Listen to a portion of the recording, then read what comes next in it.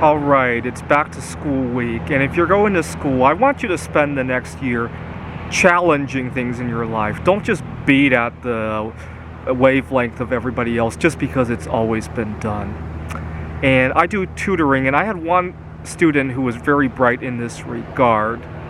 So she told me that during the pandemic, she had all this extra time, didn't have to commute somewhere, and what she could get done. And all of a sudden, they're going back to the classroom. There's more activities, and all of a sudden, there's a crunch. And she was telling me about how great it is that California, where her cousin is, they're discussing starting the school day later. And I'm thinking to myself, well, that doesn't solve anything because all your after-school activities just get pushed later. You'll want to go to bed later, and it will just be the same problem all over again, isn't it? And she acknowledged that might be a problem. I said, I got a solution to all this.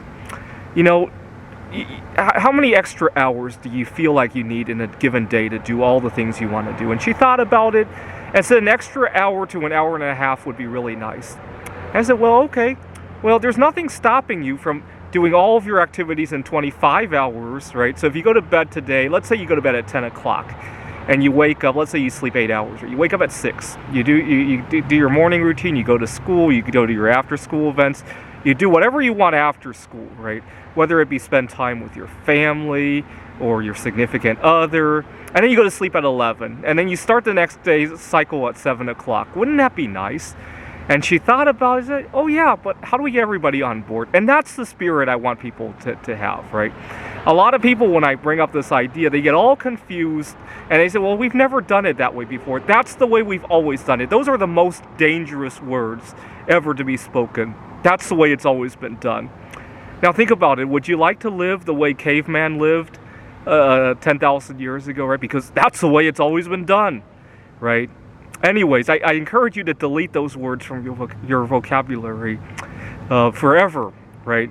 And instead of thinking that's the way it's been done, is this way better, right? Is there anything better we can do? How do we get people on board if it is, right?